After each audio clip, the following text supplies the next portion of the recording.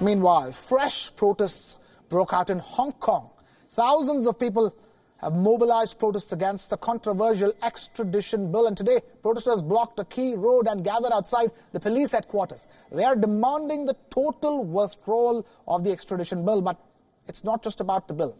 Protesters also want detained activists to be released, and they seek an apology from the government for the police brutality.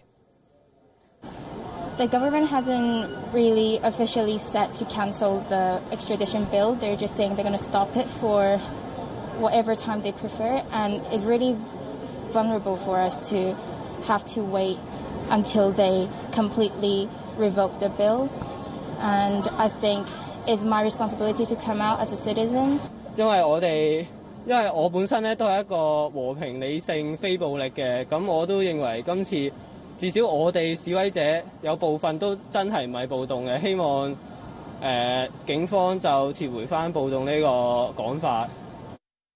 Now, Carrie Lam, the chief executive of Hong Kong, first promoted the bill. After protests, she postponed the bill. But the people's demand is a complete scrapping of the bill.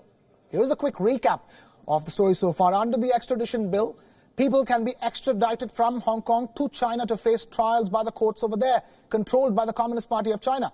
Earlier, the protests were largely peaceful. But today, police rounded up demonstrators and arrested protesters even in the hospital. At least 5 people have been charged with rioting. These charges carry heavy sentences in Hong Kong. At about 10:50 a.m. this morning, some people began to gather around Hak Kok Road, causing obstruction to other vehicles.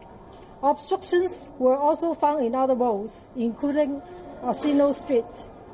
There were also a large crowd surrounding the police headquarters, which affect police emergency service to the public. I now appeal to members of the public to leave as soon as possible. It is close to lunchtime, and there will be more people and vehicles coming in and out. I would like to reiterate that this is not a clearance operation. We respect the rights of the public to express their views in a peaceful manner. After the briefing, our negotiating team colleagues will invite and assist you to leave.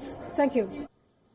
Now, today also saw one of Hong Kong's prominent activists, Joshua Wong, take part in the protests. Wong, keep in mind, was released from jail just 4 days ago. He was in jail for his role in the umbrella movement in Hong Kong of the year 2014. People occupy outside police headquarters strongly condemn on violence used by police, just like rubber bullet headshot activists. At the same time, we urge government not to define our demonstration as riot. That's why we join this action. Now, today's protests were largely organized by student unions over social media platforms such as Telegram.